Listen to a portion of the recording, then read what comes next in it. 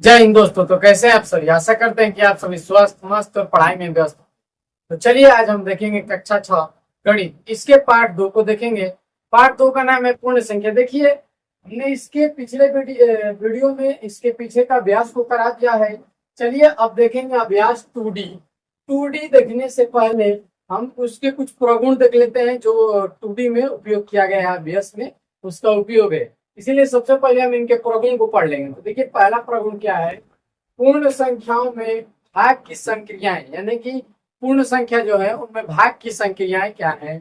पहला, भाग की संक्रिया में संवरक प्रगुण का परीक्षण, यानी कि भाग की संक्रिया जो है उसमें संवरक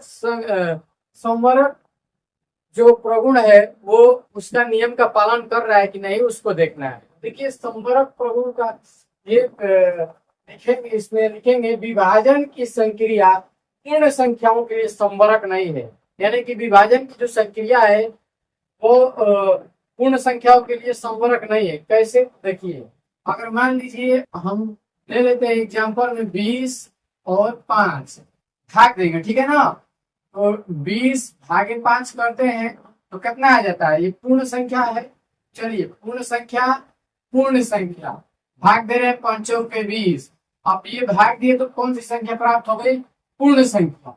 मगर अगर मान लीजिए हमने लिए 19 और भाग दे रहे हैं मान लीजिए 2 से भाग दे रहे हैं, इस प्रकार से तो नहीं जाएगा, उसको इस प्रकार से लिखते हैं। 2 से भाग दे रहे हैं 19 में, 2 नवा होता है 18, कट गया, 1 शेष बचा, दशमलव लगाएंगे, 0 यहाँ पे बढ़ाएंगे, 2 5 10, ठीक है ना। 10 5 बार में यह कट गया। लेकिन देखिए, अब हमने भाग दिया तो 19 भागे 2 बराबर क्या आया? 9.5 आया। तो देखिए, ये पूर्ण संख्या, मगर ये जो संख्या आया ये पूर्ण संख्या नहीं है, क्योंकि यह दशमलव में है। पूर्ण संख्या दशमलव में नहीं होती है, इसीलिए यह जो संवरक प्रगुण है उसके नियम का पालन नहीं करता है विभाजन की क्रिया, ठीक है ना। आगे देखेंगे, शून्य से पूर्ण संख्याओं में भाग का परीक्षण, यानी कि अब शून्य से भाग देना है। जैसे 5 भागे 0 है, अब इसको भाग देंगे तो क्या है? यानी कि 0 का पहाड़ा हम कब बार पढ़ेंगे कि 5 आ जाएगा। तो 0 का पहाड़ा कितना बार पढ़िए, क्या आएगा? 0 आएगा, यानी 5 नहीं होगा। यानी कि ये अपरिभाषित हो जाएगा, अपरिभाषित, ठीक है ना। इसका मतलब कि अगर 0 से हम किसी भी पूर्ण संख्या में भाग देते हैं तो वो भाग विभाज्य नहीं होगा, यानी कि वो भाग नहीं हो पाएगा। चलिए एक और ले लेते हैं, 15 हो गया, 15 भागे 0। अब इसको भी भाग देंगे तो सेम वही आएगा, क्योंकि 0 के पहाड़े में 15 नहीं आएगा, तो भाग नहीं जाएगा, अपरिभाषित ये भी हो जाएगा। आगे देखिए, 3 नंबर, पूर्ण संख्याओं में 1 से भाग का परीक्षण, यानी कि पूर्ण संख्या में जब हम 1 से भाग देंगे तो हमें क्या प्राप्त होगा? तो किसी पूर्ण संख्या में 1 से भाग देने पर भागफल सदैव वही संख्या प्राप्त होता है। जैसे उदाहरण के लिए मान लीजिए ले लेते हैं 545। 545 में अगर हम 1 से भाग देंगे तो 545 आएगा। अगर 6 है और 1 से भाग देना है तो अगर आप बोलेंगे कि 1 का पहाड़ा पढ़िए, कितने बार पढ़ेंगे कि 1 के पहाड़े में 6 आ जाए? तो 6 बार पढ़ेंगे। यानी कि पूर्ण संख्या में अगर आप 1 से भाग देते हैं तो वही पूर्ण संख्या में प्राप्त हो जाती है। यह है पूर्ण संख्या में 1 से भाग का परीक्षण। आगे देखेंगे, शून्य में किसी शून्योत्तर पूर्ण संख्याओं से भाग का परीक्षण। अब देखिए, शून्य में यानी 0 में, एग्जांपल इसका देख लेते हैं, 0 में किसी भी कोई भी पूर्ण संख्या ले लीजिए, उसका भाग का परीक्षण करना है। 6 का पहाड़ा कब बार पढ़ेंगे कि 0 आ जाए? 6 का पहाड़ा 0 बार पढ़ेंगे तो 0 आ जाएगा। इसका उत्तर क्या आ जाएगा? 0 आ जाएगा। और ले लेते हैं 0 भागे, अब इसका बाद 20 से भाग दे रहे हैं, ठीक है ना। ये एग्जाम्पल पहला हो गया और ये दूसरा हो गया।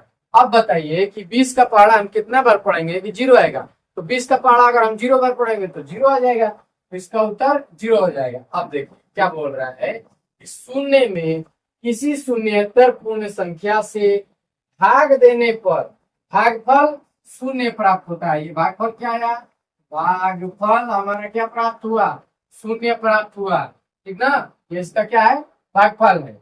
आगे देखते हैं, किसी शून्येतर पूर्ण संख्या में उसी शून्येतर पूर्ण संख्या से भाग का परीक्षण।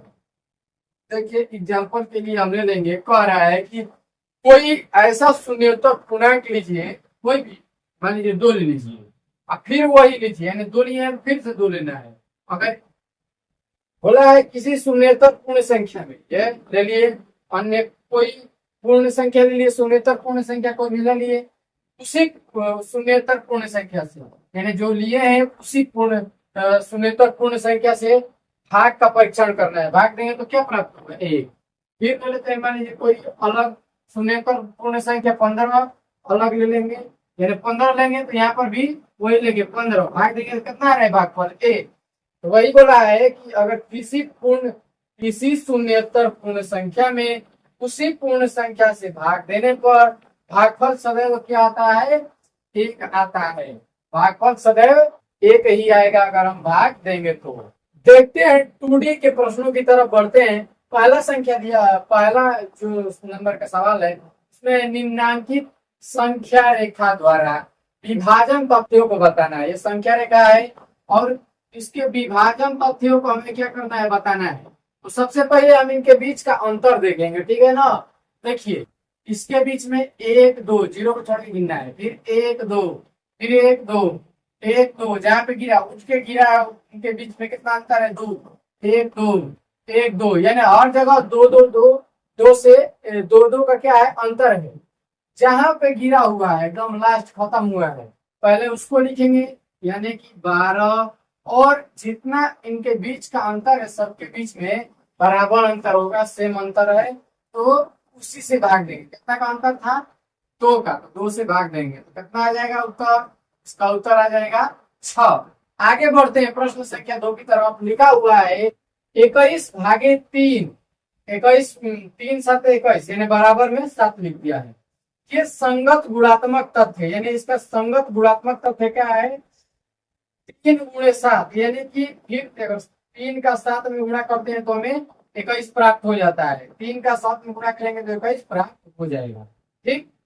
अतः निम्नांकित तथ्यों के संगत गुणात्मक तथ्य बताइए। देखिए इनका भी संगत गुणात्मक तथ्य बताना है, तो इसका हल क्या हो जाएगा, पहले देखिए 8 7 56, ठीक है ना। 8 में 7 का भाग 8 में भाग दिया है 56, 8 जो है 56 में भाग दिया है, 56 में भाग दिया है किसका, 8 का, तो क्या प्राप्त हुआ है, हमें 7 प्राप्त हुआ है, ठीक ना। तो अब इसका गुणात्मक तथ्य कैसे लिखेंगे, देखिए इसके अनुसार सबसे पहले क्या लिखा है, 3, यानी 3, तो इसका मतलब 3 की जगह पे क्या है हमारा 8 है, हल ना। इसको लिख लेते हैं, हल करते हैं। 8 गुणे 7 लिखेंगे, 7 लिखेंगे, 8 7 क्या हो जाएगा 56, ये इसका गुणात्मक तथ्य हो गया। इसका देखिए, इसका क्या लिखेंगे, कैसे करेंगे, 11 लिखेंगे, 11 लिख लिए, गुणे लिखेंगे 6, 11 गुणे 6 बराबर क्या हो जाएगा 66।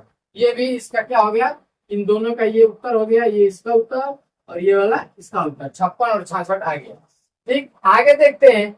देखिए इसमें 3 नंबर सवाल ये है और 4 नंबर ये है, थोड़ा ऊपर नीचे लिख दिए हैं, कोई दिक्कत नहीं है, सवाल समझने से मतलब है। तो चलिए पहले 3 नंबर ही बताते हैं, फिर 4 नंबर बताएंगे, ठीक है। दिया है 3 नंबर, 117 को 2 संख्याओं के गुणा के रूप में व्यक्त कीजिए, यानी 117 को 2 संख्या की गुणा के रूप में व्यक्त करना है, ठीक। जिसकी एक संख्या 13 है। अब देखिए 117 को क्या करना है, गुणा के रूप में व्यक्त करना है, जिसमें एक संख्या, मान लीजिए पहली संख्या क्या है 13 है, गुणा दूसरी संख्या हमको पता ही नहीं है कि दूसरी संख्या कौन सी होगी, जो संख्या यहाँ पे होगी उसी को लिखेंगे। तो देखिए यहाँ पे है गुणे के रूप में, ठीक ना। इधर देखिए इसको हल करते हैं, 117 बराबर 13 गुणे x, इधर गुणे के रूप में है, इधर आएगा तो भाग के रूप में हो जाएगा, यानी x बराबर 117 बटे में हो जाएगा 13, 13 नवा 117, यानी कि x का वैल्यू क्या आ गया, 9 आ गया। अब देखिए बोला था किस रूप में लिखना है, गुणा के रूप में, 117 का गुणा के रूप में। अब x के स्थान पर इसका मान रख लेंगे, x के स्थान पर हम डिब्बा बना लेते हैं और डिब्बा में क्या भर लेंगे, 9 भर लेंगे। तो 117 का गुणा का रूप हो गया 13 गुणके 9। आगे बढ़ते हैं प्रश्न संख्या 4 की तरफ। प्रश्न संख्या 4 है, क्या ऐसी कोई पूर्ण संख्या संभव है जिसको स्वयं से विभाजित करने पर वही संख्या प्राप्त हो। देखिए पूर्ण संख्या सबसे छोटी 0 है, 0 को क्या कहा है, क्या सॉरी इसको हटा लेंगे। देखिए क्या कोई ऐसी पूर्ण संख्या संभव है जिसको स्वयं से विभाजित करने पर वही संख्या प्राप्त होती हो। देखिए पूर्ण संख्या में एक लेंगे, अगर एक को हम एक से डिवाइड करते हैं, भाग करते हैं, तो क्या प्राप्त होगा, हमारा एक ही प्राप्त होगा। यानी जिस संख्या को जिस संख्या से भाग दे रहे हैं वही संख्या प्राप्त हो रहा है। अगर देखिए मान लीजिए 0 है छोटा, तो 0 क्यों नहीं लिए, तो इसको भी बताते हैं, 0 ले लिए, ठीक, 0 को 0 से भाग दे रहे हैं तो 0 आ रहा है, यानी उसी संख्या को उसी संख्या से भाग दे रहे हैं तो 0 आ रहा है। लेकिन अगर उसी संख्या को किसी दूसरे संख्या से भाग दे रहे हैं तो भी 0 आ जा रहा है। तो ऐसा नहीं होना चाहिए, ठीक ना। हमें ऐसी कोई पूर्ण संख्या बताना है कि जिसको स्वयं से भाग देने पर उसका भागफल जो हो वही है, यानी कि जो संख्या से भाग दे वही संख्या भागफल में भी आना चाहिए। अगर दूसरी संख्या से भाग दे तो भागफल बदल जाना चाहिए, ठीक ना। मान लीजिए 1 है, अब 1 में 2 से भाग देंगे तो भागफल बदल जाएगा, 10.5 आ जाएगा, भागफल बदल गया। तो ठीक है ना, समझ गए होंगे, 1 इसका उत्तर हो जाएगा। आगे देखते हैं 5 नंबर प्रश्न को। प्रश्न नंबर 5 है, क्या दो विभिन्न शून्येतर पूर्ण संख्याओं के लिए पहली को दूसरी संख्या से विभाजित करने पर तथा दूसरी संख्या को पहली संख्या से विभाजित करने पर समान भागफल होता है। पूछ रहा है कि क्या दो विभिन्न शून्येतर पूर्ण संख्या ले लीजिए, मान लीजिए ले लिए हम 4,2, ठीक ना, 4,2 ले लिए। दो विभिन्न शून्येतर पूर्ण संख्याओं के लिए पहली संख्या को दूसरी संख्या से भाग करने पर, पहली संख्या 4 दूसरी संख्या 2, भाग देने पर क्या आ जा रहा है, 2 आ जा रहा है। चलिए ठीक, इतना तो कर लिए। तथा दूसरी संख्या को पहली संख्या से भाग देने पर, यानी कि अब जो दूसरी संख्या है, दूसरी संख्या क्या है, 2 है, तो 2 से भाग कर रहे हैं 4 से, 4 से 4 का जो भाग है 2 में कर रहे हैं, ठीक ना। तो क्या भागफल समान आएगा, तो नहीं आएगा। देखिए इसका करते हैं तो दशमलव क्या आ जाएगा, 5 आ जाएगा, ठीक ना। करके देख लेते हैं, नहीं समझ आ रहा है तो ठीक। 4 दशमलव लगाएंगे, 0 बढ़ाएंगे, 4 5 कितना आ गया, 20 आ गया। भागफल समान आया, नहीं आया। आप इसका उत्तर लिख लेंगे, नहीं, ये इसका क्या हो जाएगा, उत्तर हो जाएगा।